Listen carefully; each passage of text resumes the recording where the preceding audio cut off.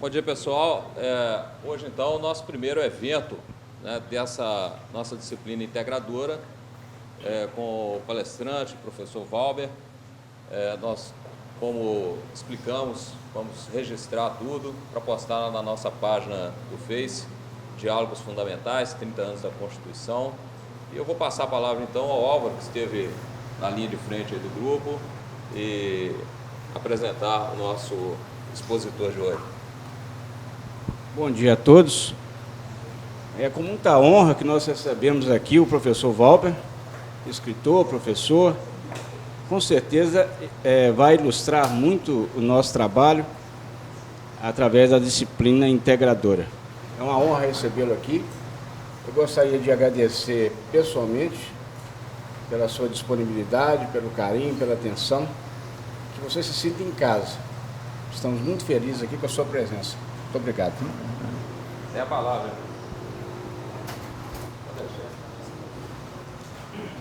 Oi, gente, então bom dia.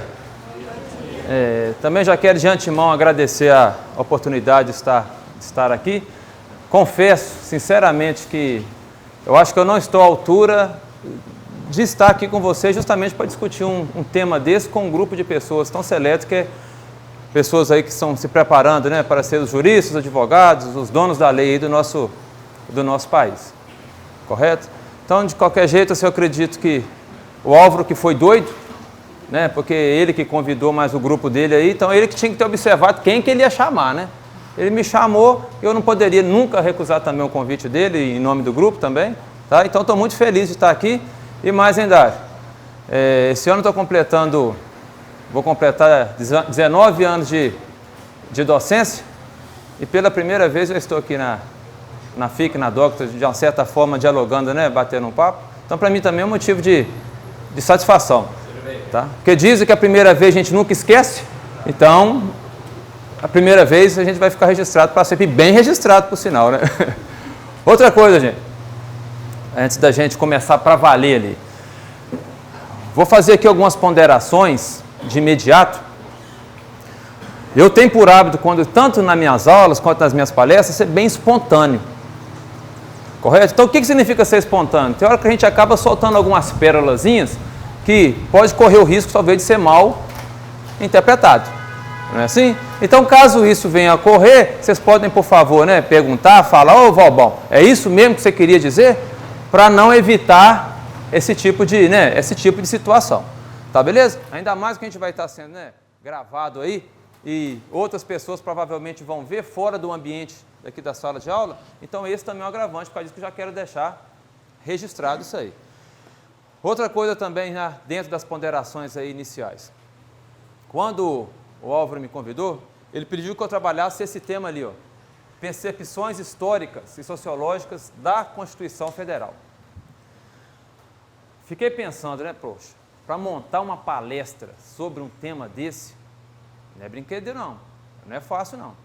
Ainda mais falar de lei no Brasil. Vocês sabem infinitamente melhor do que eu, que falar de lei no Brasil, estou aqui, né, com um advogado, um catedrático aqui nessa questão aqui, não é fácil não. Só que aí eu estou fazendo essa ponderação pelo seguinte: eu não sou advogado, eu não sou bacharel em direito, eu não sou jurista. Eu poderia me chamar, talvez assim, muito vagamente, talvez de um curioso. De um curioso.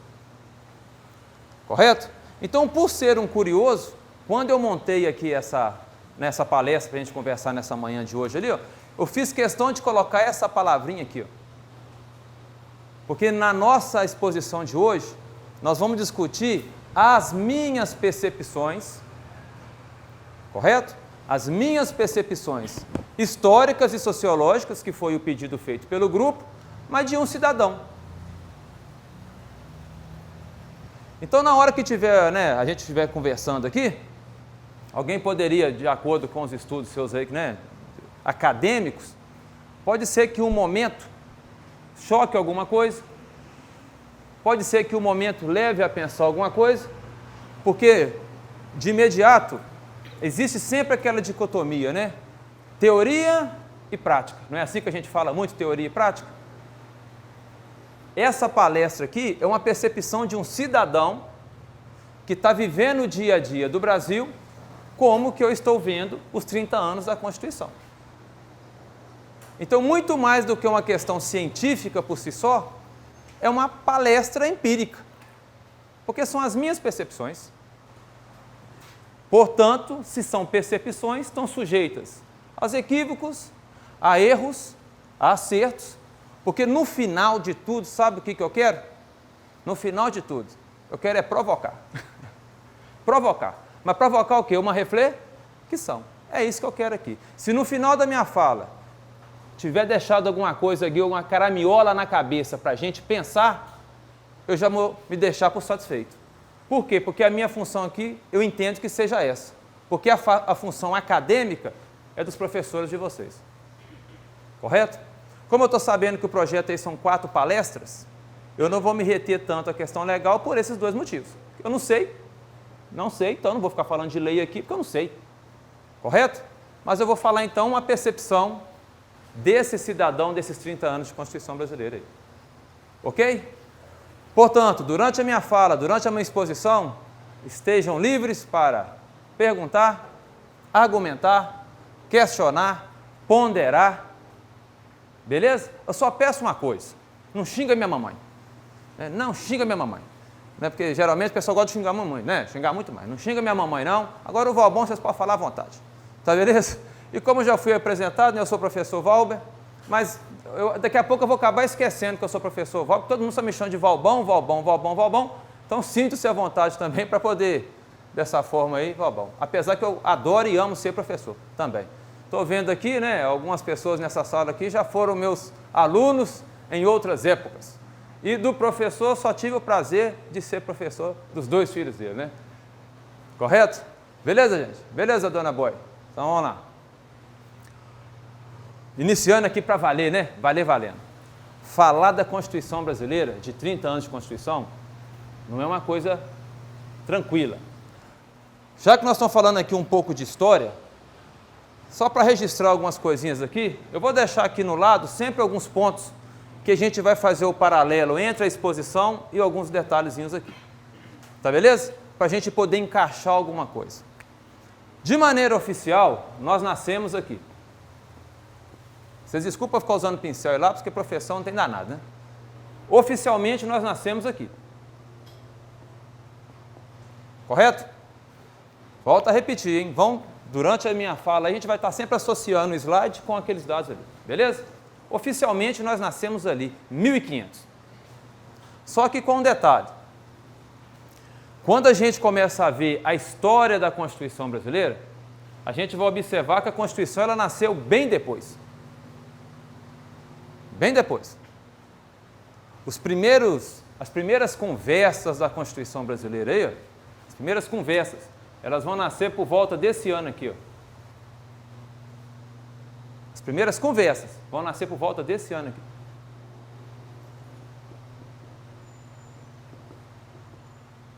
Portanto, 523 anos, nós fomos, teoricamente, sendo direcionados e guiados pelas leis portuguesas.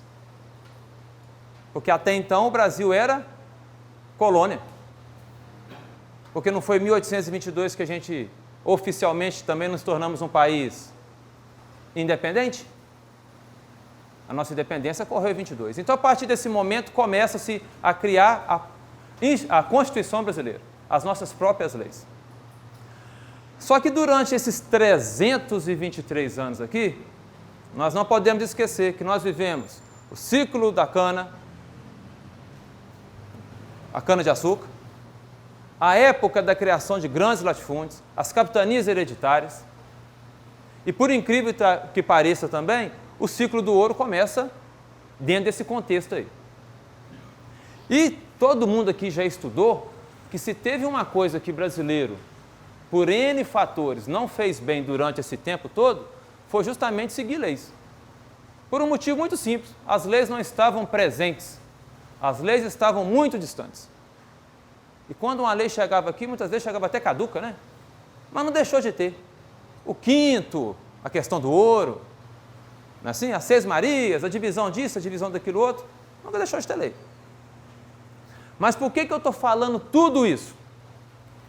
Porque quando a gente começa a estudar a história da Constituição brasileira, a gente vai observar o seguinte, que essa primeira Constituição que começa a nascer nesse ano aqui, ó, ela ganhou um nome carinhoso. Eu acredito que os senhores aqui, as senhoras já sabem, né? Constituição da Mandioca. Constituição da Mandioca.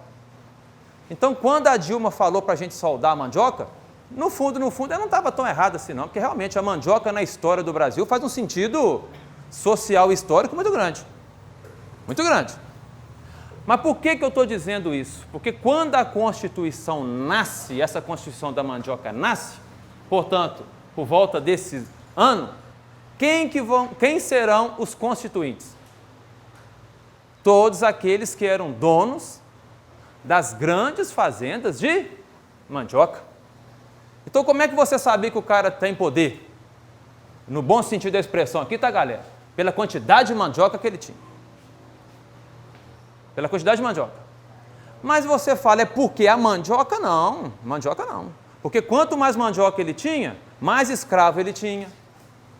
Portanto, a propriedade dele era maior, mais poder. Então, se a gente pega a Constituição de 88, mas já que a gente está falando de história aqui, a gente tem que ver como tudo começou. E ela começou, então, sem que a gente se dê conta, ela começou totalmente elitista. Portanto, somente os grandes barões, coronéis, poderiam estar presentes nessa Constituição. E um detalhe, quando a Constituição foi feita, essa primeira Constituição, que foi outorgada, portanto, oficializada em 24, alguns detalhes sociais merecem a nossa atenção. Manteve a escravidão, a família patriarcal, o Estado religioso, o voto censitário. O voto censitário aqui significa que somente uma pequena parcela da população poderia votar e ser votado. E, ao mesmo tempo, também, olha que bacana, hein? O mandato vitalício. Portanto, o que significa o mandato vitalício? O que significa isso, um mandato vitalício? Para a vida toda. E ela foi, já a primeira Constituição brasileira, a gente observa que ela foi excludente e totalmente sem um projeto de nação. Porque ela já foi feita para beneficiar um grupo. Correto? Até aqui?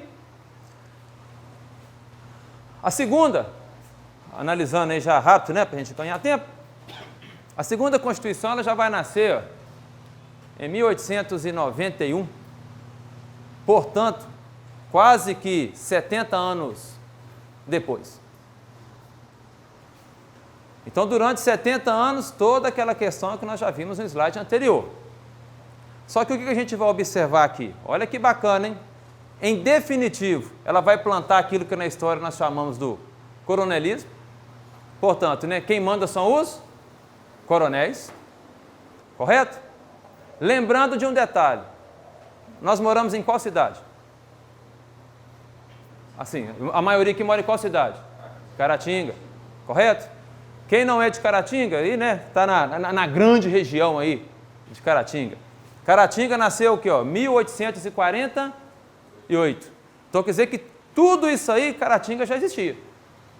A gente acha que a coisa está fora, mas tudo isso aí, Caratinga já existia. Então, vão nascer os coronéis. Olha que bacana. Olha que evolução, hein? Aí evoluiu mesmo, hein? O voto universal. Só que é massa demais. O Brasil é sempre muito massa, Dário. Eu acho o Brasil sempre muito massa. O voto foi universal, mas mulher e analfabeto não podia votar, não. Voto universal, mas mulher e analfabeto não podia votar, não. Em 1891, quem era alfabetizado no Brasil? Quem sabia ler e escrever no Brasil? Quem tinha acesso ao mundo das letras no Brasil?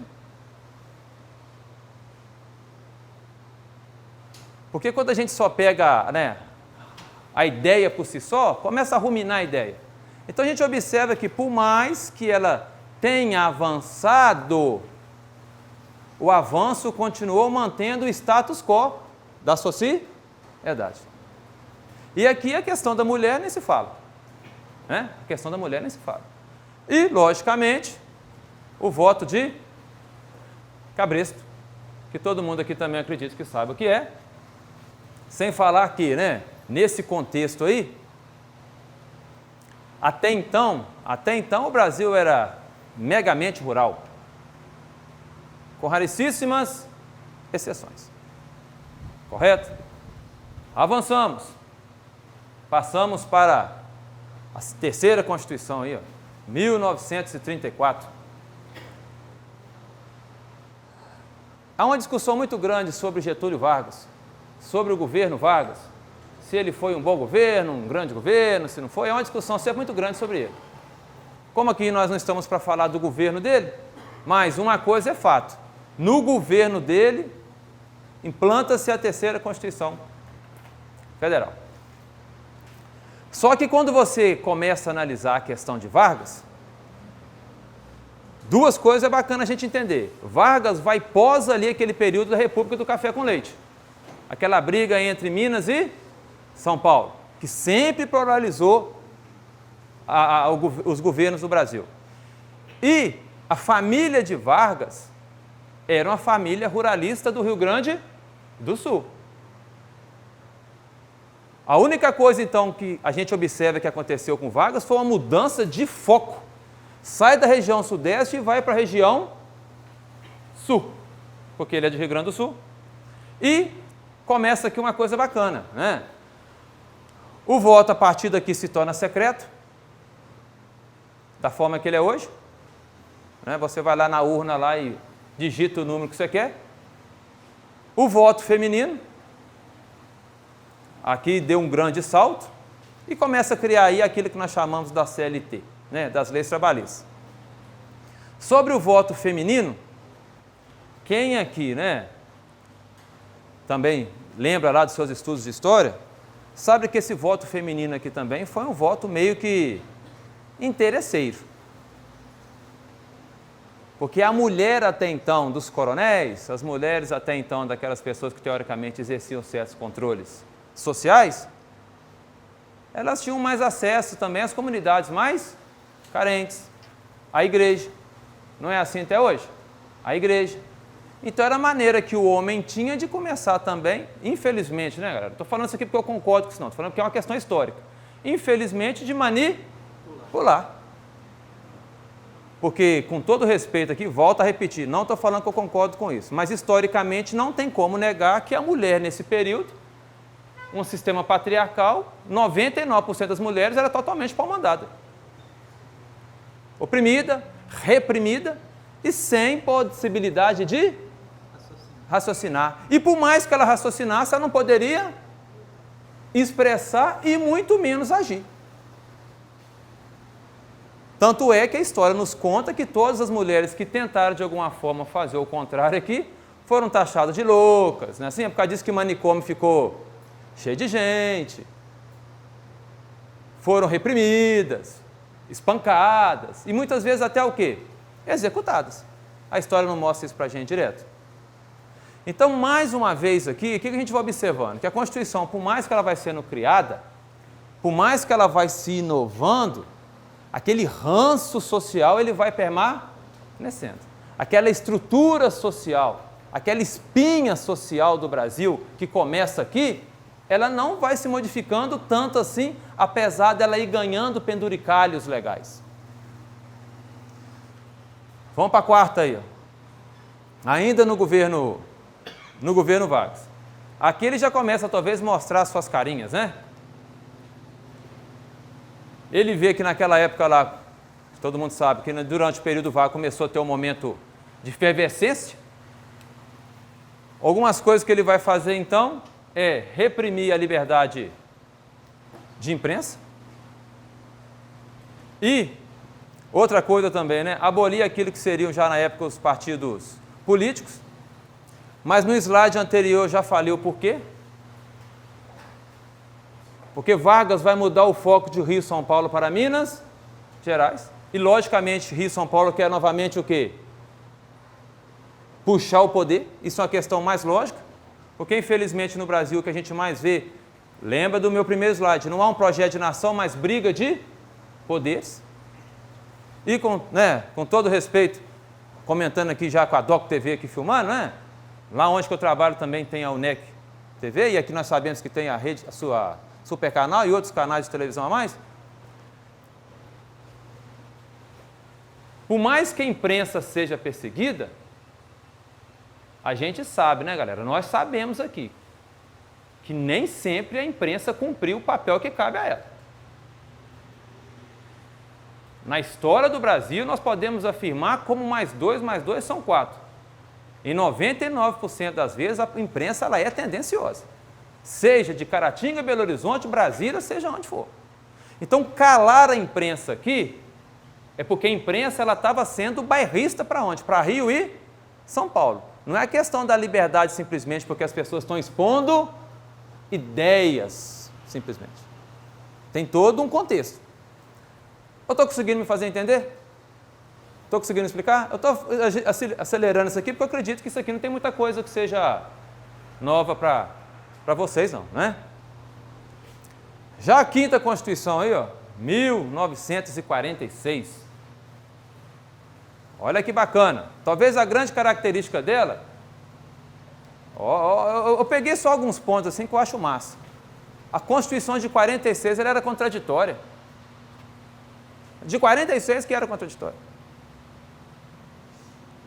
Contraditória porque ela tentava conciliar já resquícios do autoritarismo com aquilo que já se começa no Brasil de chamar de medidas liberais. Portanto, o avanço e o retrocesso andando junto, ou tentando andar junto.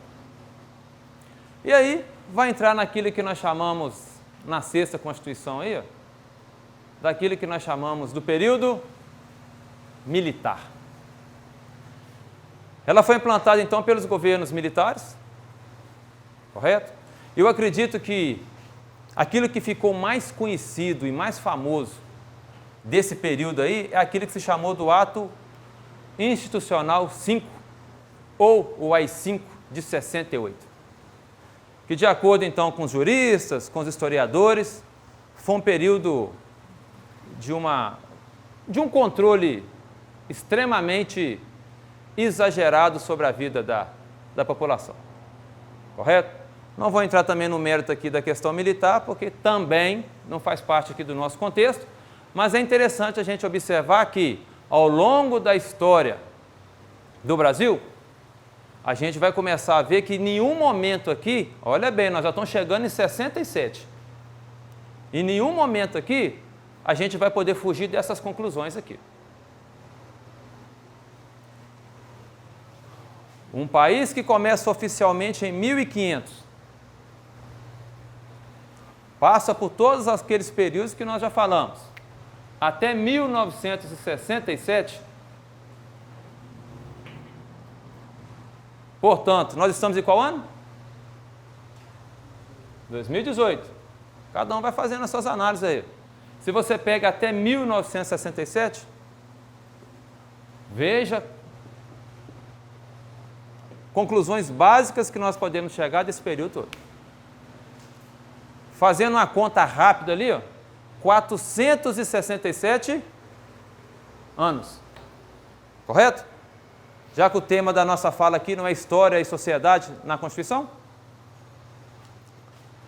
Álvaro, por favor, ceda a sua voz aí nesses pontos, por favor.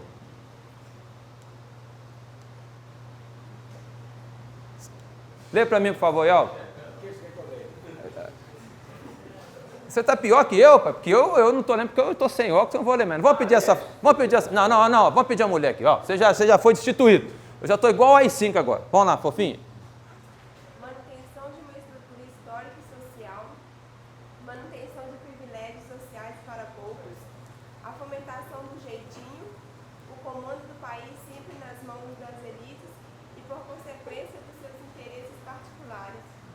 É claro que eu poderia acrescentar aqui as outras coisas, mas o nosso tempo ele urge. Mas quando você pega esses 4 pontos aqui, ó, olha se não foi assim. Até aqui, socialmente, o que o Brasil tinha mudado? O que o Brasil tinha mudado? Eu estou falando socialmente. A estrutura social. Eu estou comentando isso porque se você compara o Brasil com a Dinamarca, com a Austrália, que tem a mesma idade, entre aspas, nossa, e se você pega outros países, socialmente eles se modificaram. Até mesmo você pega a Europa. A Europa nunca foi também só esse becinho de maravilha que foi lá, não. Vocês lembram quando vocês estudaram a Idade Média? Que é coisa mais porca que a Idade Média? Analfabetismo, saúde, peste negra, absolutismo, lá no caso, que é a confusão danada. Deram a volta. Estou falando aqui agora de Brasil. Até aqui, quais foram as grandes voltas sociais que nós demos? 7 constituições. Desculpa, né? 6. 6 constituições. Quais foram as grandes voltas sociais? Então, quando eu falo do jeitinho aqui, olha se não foi assim. Eu sou dono de uma mina de ouro. Eu não quero pagar o quinto. Eu vou criar santinho do pau oco. Para me poder o quê? Contrabandear. Eu sou um negro que trabalha na mina. Eu quero arrumar um jeito de comprar minha forria. Então eu vou começar a esconder pepita de ouro para tudo quanto é lado, para ver se eu consigo juntar ouro. Qual que é o nome disso? Roubo. Só que tinha outro jeito? Não. Tinha outra forma? Não. Começa o quê? O famoso jeitinho que nos acompanha até hoje. Porque você vai pegando a estrutura, você não consegue fugir dela, então você tem que arrumar um jeito de tentar criar caminhos, né? Tortuosos ou não, mas de uma certa forma de tentar também viver. Não diferente de hoje, hein? Porque, desculpa eu estar falando isso aqui, com um catedrático ali, mas nós sabemos que até hoje, de um modo geral, a grande maioria de nós, se você for analisar o pé da letra, a gente vive à margem da lei. Se for analisar o pé da letra. Eu estou falando todos nós, inclusive quem está falando. A maioria das coisas que a gente compra é coisa ditas do Paraguai e da China, só para ir já ver que as coisas já não são tão... Só o fato de a gente não pedir lá, né, a questão do imposto já não está errado. São tantas coisas que a gente for falar aqui que vai ficar o dia inteiro falando. Mas aí qualquer um também poderia me perguntar, ô vó, mas se a gente for seguir também fielmente a lei, a gente está o quê? A gente está o quê? Olha que paradoxo, olha que contradição. Então, a gente está caminhando tudo para chegar aqui. Que até agora, até a 6ª Constituição, desculpe, né? Mas é só para os VIPs, é só para quem tem poder. Poder financeiro, poder ideológico. Não é assim que funcionou? Falei isso tudo para a gente chegar em 88. Para a gente poder chegar agora no que nos interessa, que é a Constituição brasileira. Se você pegar o contexto geral, alguém discorda que em 88, contextualizando geralmente, nós fugimos disso aqui? Alguém discorda? As características sociais do Brasil em 88 foge disso aqui?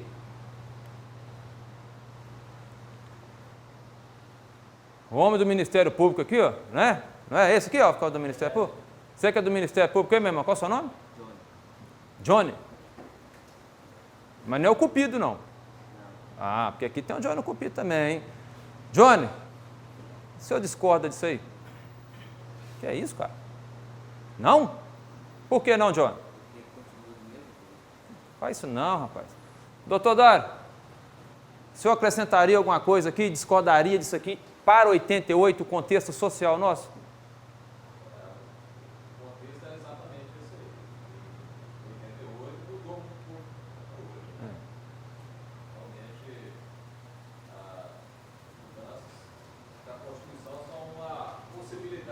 Isso. abertura para o possível, né? Mas Isso. a concretização ainda não aconteceu. Então, esse cenário aqui, 88, olha que coisa bacana. O analfabetismo em 88 era latente. Concentração fundiária. Tanto é que os senhores e as senhoras sabem aqui que um dos pilares da Constituição de 88 foi justamente a discussão sobre a reforma agrária. Então, para mostrar que naquela época o negócio estava desesperador. A discussão era muito grande sobre isso. Falta de saneamento básico. Saúde precária. Ainda bem que Caratinga não tem isso, né? Porque aqui tem CASU, tem hospital, tem casa de saúde.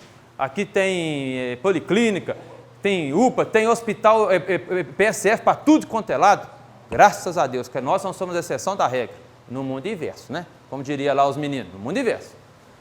Um país mergulhado em uma crise econômica danada, porque aquele milagre que aconteceu durante a ditadura militar, não foi assim? O milagre econômico, ele tinha... aquele milagre era um fantasminha camarada. Passou muito... Aquele milagre foi muito rápido. Ele podia ter durado pelo menos 3.000 anos, mas foi muito rápido. Que milagre. Só que, dentro daquele contexto todo, havia ali o fio de esperança, né? Olha o fio de esperança ali. Vão tentar redemocratizar. Essa não foi a palavra da moda naquela época? Só que aí, olha bem que massa. Olha bem que massa. Eu fico imaginando assim, ó. Olha lá, olha que doutor lá compenetrado, lá sem me ouvindo. Dizem que as palavras têm poder, não dizem? Dizem que as palavras têm poder. Já que eu falei que, né, a gente está aqui para provocar e para levar a uma discussão de pensamento, como é que você vai redemocratizar algo que nunca foi democrático? Porque como nós já vimos nas 6 primeiras constituições ali, galera, elas poderiam ter sido tudo, menos democrática. Ela foi excludente o tempo inteiro. Além de ter sido excludente, quando ela foi agregando, quando ela foi incluindo de uma maneira tortuosa. Tão tortuosa que ela ganhou um nome bonito, né? Cabresto. Olha que coisa bacana. Eu vou pôr um cabresto na pessoa. Olha que codinome maravilhoso que ela ganhou. Correto? Então, nesse cenário todo, nasce, né, a discussão é instalada a Constituinte de 88. Então, nós vamos começar a conversar, nós vamos começar a discutir, isso os parlamentares dizendo, né? O que a gente vai fazer daqui para frente? O que nós iremos fazer daqui para frente? Como diria a pergunta atual da Globo, né? Lá em 88 eles perguntaram, né? Que Brasil que eu quero para o futuro? Né? Lá em 88, que Brasil que eu quero para o futuro? E aí começa a discussão. Só que eu fiz aqui algumas ponderações. Durante esse tempo todo aí, ó, o Álvaro ficou perguntando assim, né? Ô, Valber, manda para mim o que você vai falar, né? Algum texto para a gente poder ler. E eu estou assim, né? O que eu vou falar para ele? Que se eu falar para ele o que eu vou falar, talvez ele não vai deixar eu falar. Não é assim? Porque, teoricamente, eu estava montando ainda a discussão. Mas isso aqui eu pedi, não sei se ele deu o recado. Você deu o recado, ó? Se eu for um menino bom de recado? Eu falei, fala para os seus colegas de sala pesquisar o seguinte. Essa pergunta aqui, ó. Quem foram os parlamentares constituintes de 88? Foi a única coisa que eu falei com ele. Pede a galera só para estudar isso, quem for. Aí vocês vão encontrar lá uns Antônio Carlos Magalhães da vida e mais a família dele. O pessoal do Sarney mais a família dele. O pessoal dos Collor mais a família dele. O pessoal do Suplicy lá, no caso, né? Não só o Eduardo Suplicy do PT, mas a família dos Matarazzo lá em São Paulo. Aqui, em Minas Gerais, eu não vou falar que teve ninguém de Lopes, porque senão, né, a gente pode ser perseguido, né? Eu não vou falar que aqui tinha ninguém quem lá do Triângulo Mineiro, ó, sumiu, não? Francelino Pereira, os Andrada. Não vou falar que tinha ninguém dessa turma lá. Essa turma estava toda fora. Galera, futuros bacharéis aqui, né? Acadêmicos, veja quem foi essa turma aqui. Porque quando você começa a ver quem foi essa turma aqui, aí as outras perguntas começam a ser respondidas.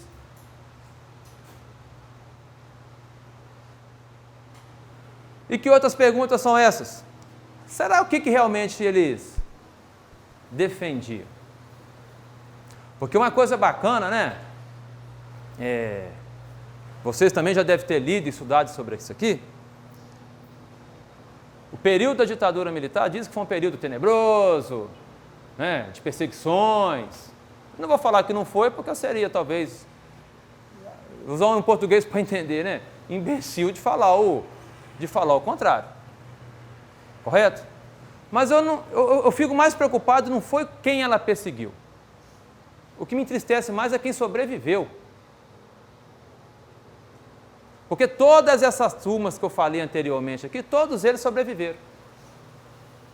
E foi essa turma o responsável pela liderança da Constituição de 88. Toda essa galera que nós falamos aí. Correto? E aí, a gente poderia ver, que vocês já sabem, né? Quais foram os partidos na época que apoiaram a Constituição?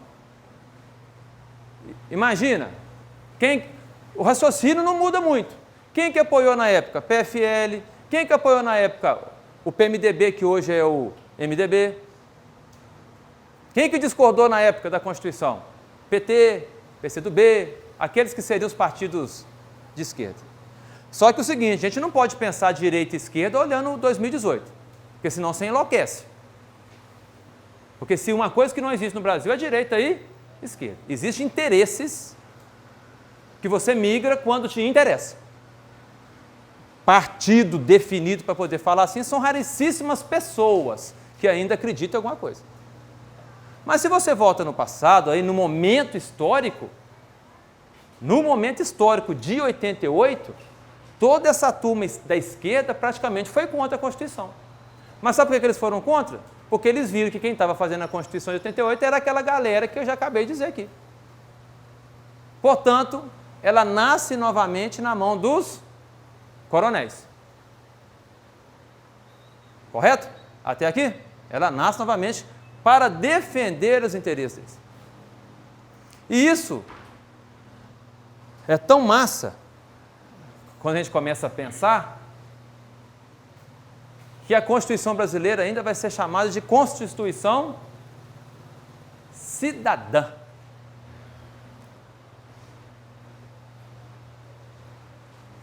Porque a partir dela, olha bem, tu, põe sentido aqui, hein? Põe sentido, como diria lá, né?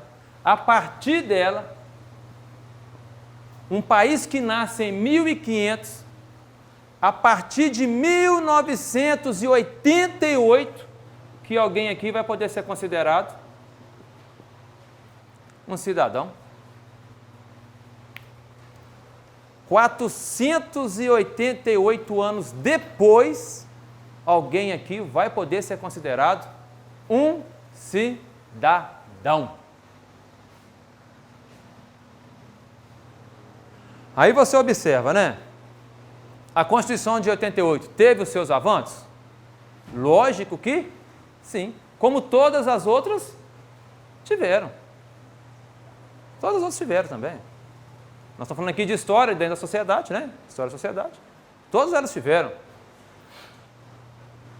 Dentro da área de direitos individuais, o doutor ali, né, poderia falar infinitamente aí melhor do que eu. Sim, uma série de prerrogativas ligadas a isso aqui. Há também direitos coletivos que foram assegurados. Tanto é que a partir disso aqui vão nascer muitas cooperativas, muitos sindicatos, muitas ONGs, muitos agrupamentos. Então quer dizer que há realmente também defesa desses direitos coletivos. Há conquistas de liberdade. Também é inegável, não é não? É inegável que há conquista de liberdade. Há tanta conquista de liberdade que a gente está começando talvez até passar do ponto. Até passar do ponto. de um filho ter coragem de olhar para a cara da mãe e do pai e mandar ele tomar no centro da orelha. Eu estou falando esse órgão aqui porque eu não vou falar outro órgão agora, né? Tudo isso em nome da liberdade. E se a gente for ficar dando exemplo aqui também, vai ficar dando exemplo aqui só o dia inteiro. Olhar para as minorias, bacana também, não é? Bacana também. Bacana. Então houve avanço sim, da mesma forma que todas elas tiveram. Todas elas. Falar que não seria talvez um erro grosseiro, mas também ainda tem os seus desafios. E aqui talvez que mora o nosso calo. Porque quando nós falamos de desafio, eu usei essa frase aqui, não sei se seria talvez a maneira mais certa de expressar.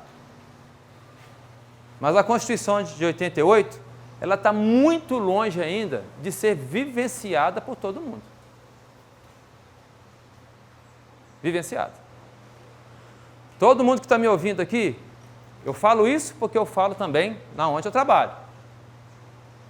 E deixo até registrado, né? Não era nem para a gente estar aqui. Sabe por que não era nem para a gente estar aqui? Olha como é que é.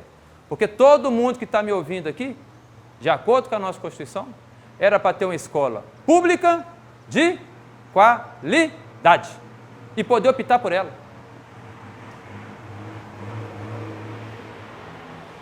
Não que as instituições particulares não deveriam existir sim, mas ela deveria ser uma opção sua e não necessariamente o único caminho, que é o caso nosso aqui de Caratinga, que é o único caminho. Então, né, muitas vezes a gente olha para o lado e a gente esquece de olhar para si mesmo e ver e sentir isso aqui na pele. Nós já citamos aqui a questão da saúde, do saneamento, a gente poderia citar aqui tantas outras coisas. Tantas outras coisas. Isso aqui está muito longe de acontecer. Esse segundo ponto aqui também, que eu acho que é um grande desafio nosso, a nossa querida interpretação das leis, né? Essa hermenêutica aí, né? Como diria o Milton Leite lá da Sport TV, né? Que fase a nossa, hein? Que fase! Que fase! Como eu falei com vocês, eu sou curioso, né? Então eu gosto de assistir lá os debates do Supremo, quando vai julgar os casos mais periquitantes aí, né? Eu gosto de ver lá aquela galera de toga discutindo, eu acho massa, como que todos eles usam argumentos assim, ferrenhos para se defenderem contraditoriamente.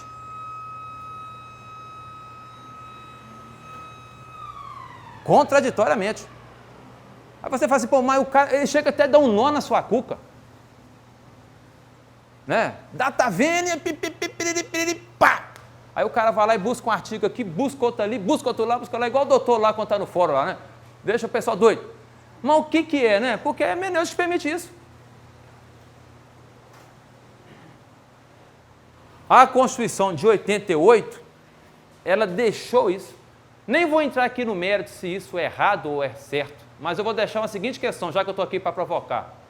Você deixar uma pessoa de mau caráter interpretar as coisas, você está correndo um grande risco de se dar mal. E quando você analisa a história do Brasil, quem foi chegando nesses lugares, sempre foi chegando não por mérito próprio, mas sempre por apontada de dedo, por indicação. E talvez este também seja um dos nossos grandes gargalos. Não é assim? E quem eu indico, automaticamente, entre aspas, fica tendo um rabinho preso. E aí o trem nem sempre anda conforme a gente, cidadão, gostaria que andasse. Outro desafio, passado tanto tempo, acabou com os privilégios? Acabou? A Constituição de 88 acabou com os privilégios históricos? Acabou? Desde que eu me entendo por gente, tem 42 anos que eu nasci, deve ter uns 10 anos que eu me entendo por gente. Ouço falar isso aqui. reforma do judiciário, que as nossas leis do Código Penal é lá da época da carochinha, 1940. Reforma política, desde que eu me entendo por gente eu ouço falar. Reforma da Previdência, desde que eu me entendo por gente eu ouço falar. Foram o quê, né? Ela avançou até certo ponto e naquilo que interessava, ela deu uma, eu não vou falar que ela deu uma recuada, mas ela deu uma estagnada. O exemplo mais claro que eu digo de tudo isso aí, bem atual nosso, é a lei da ficha limpa. A lei da ficha limpa nasceu limpa e terminou o quê? Suja. Mas terminou mesmo, porque tudo foi se permitindo. E aí, tem uma chargezinha muito bacana. Eu acredito que todo mundo conhece, né? Ô dona, qual o nome da senhora? Camila? Camila, só tem coragem de ler a charge para nós? Todo brasileiro tem direito à moradia. Agora, leia aquele pedaço bonito que fala de comida, saúde. Não é assim? Todo brasileiro tem direito a um monte de coisa. Aí a senhora lá fala, né? Ô, meu amor, né? Amor da minha vida. Fala aquele pedaço da comida também, da saúde também. Pelo menos ouvir vai ser muito bom. É claro que a charge é do ano, mas se eu colocasse aqui 2018, ficaria no quê? Praticamente no quê? Na mesma coisa. Então, quando o Álvaro me chamou juntamente com a equipe dele, que era para falar sobre a história e a sociologia, volto a repetir, né? Eu não estou falando de lei, porque lei vão deixar para os juristas aí. Se você pega a história do Brasil e a sociedade brasileira, você observa que apesar de todos os avanços que paulatinamente foi acontecendo ao longo dos anos, socialmente falando, infelizmente, os avanços estão infinitamente aquém daquilo que deveria ser realmente um cidadão brasileiro. Não precisa ir longe. Não precisa ir longe. Só vocês chegarem todo dia, antes de começar qualquer hora, parar o olho aqui na sua janela. Só isso aqui já daria um retrato do que é a Constituição de 88, do que é uma sociedade brasileira, nua e crua. Só daqui. Quer mais? Sobe na Petaúna. Para lá um dia, vai lá namorar, dá uma olhadinha de lá de cima, lá acima. E eu não quero que vocês provem da pior forma. O que é provar da pior forma? Dá um derrame, passa mal e precisa de algo para a gente sentir na pele da pior forma. E assim sucessivamente. Né? Então, no Brasil tem uma frasezinha, pelo menos assim, né, as percepções da gente enquanto cidadão, né? Toda lei, quando é criada, a gente fala assim, né? Vamos ver se essa lei pega. Vamos ver se essa lei pega. Se essa lei pegar, bacana. Porque muita lei é criada, né? Popularmente falando, a gente fala que a lei não pegou. Não é assim? Alguém saberia dar um exemplo aqui de uma lei que não pegou? Hã?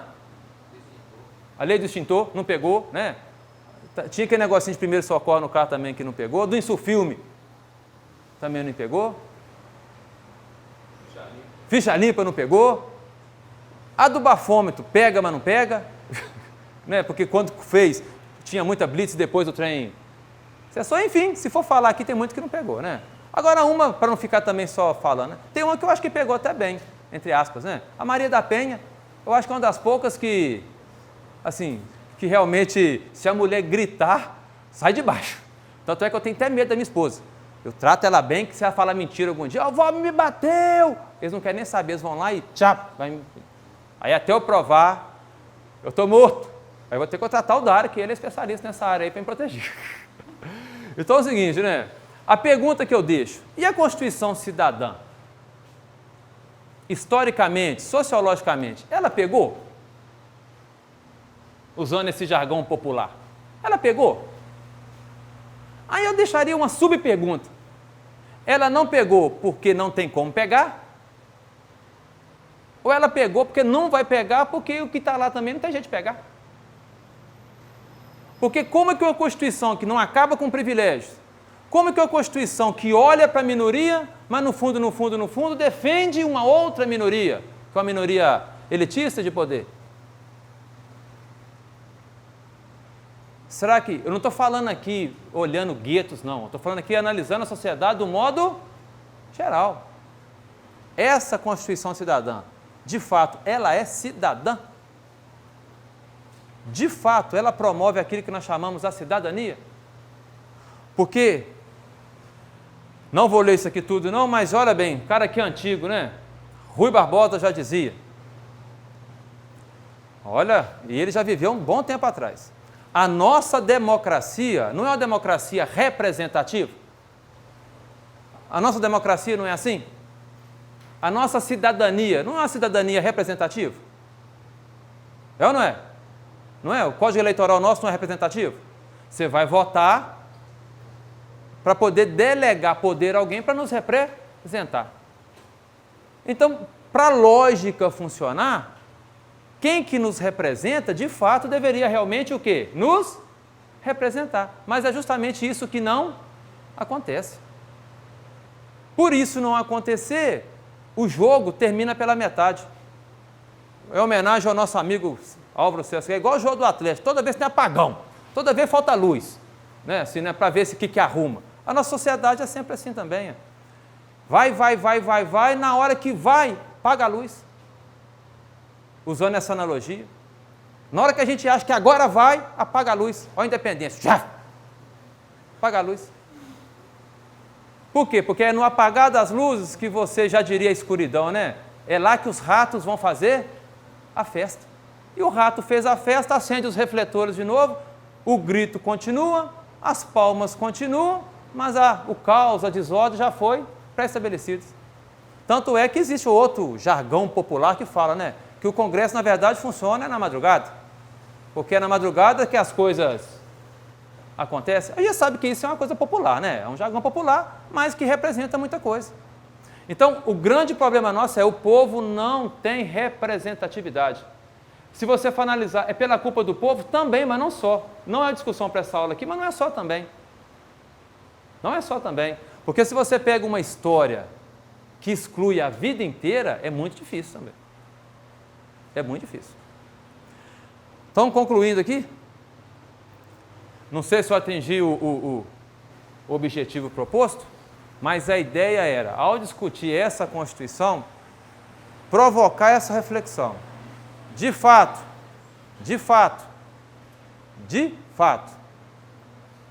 ela mudou aquilo que a gente quer que mude.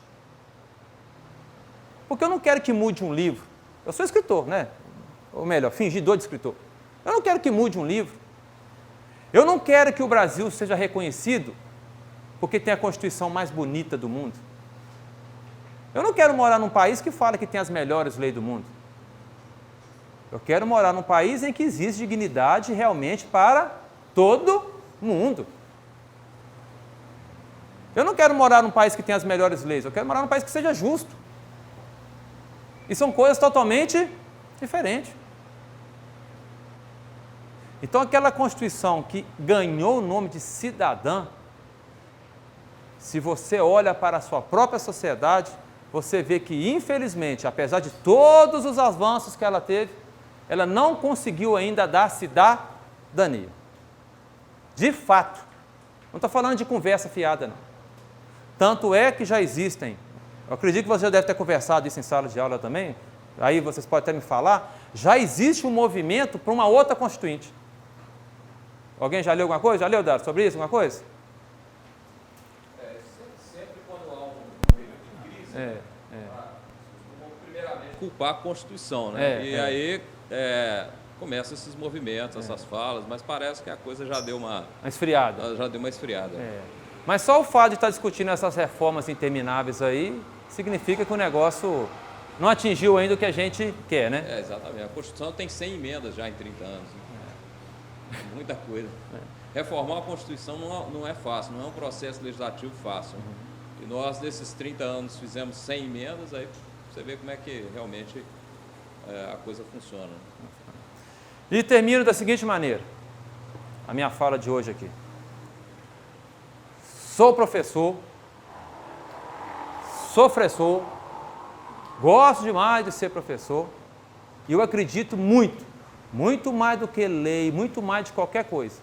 Enquanto o povo brasileiro não tiver consciência de si mesmo, por mais que as leis sejam bacanas, nunca vai funcionar nada. Porque é um povo que não tem cultura no sentido amplo e verdadeiro da expressão. Correto? Amplo e verdadeiro, porque eu sei que existem correntes que defendem que até o que tiro foi esse, faz parte da cultura. Eu sei que faz, mas nós não estamos discutindo aqui a qualidade da cultura. Né? Enquanto existe um povo analfabeto funcional, enquanto existe um povo que menospreza a educação, isso aqui sempre vai ser só fonte de aula e discussão. Porque, infelizmente, já diria o professor ali, né? Nunca vai acontecer nada. E sempre vai ter alguém como bode expiatório. Um dia na sala de aula, que foi semana passada, uma aluna, eu fiquei, entre aspas, até com dó. Dó porque ela, não, literalmente, parece que ela não quis me ofender. Parece mesmo.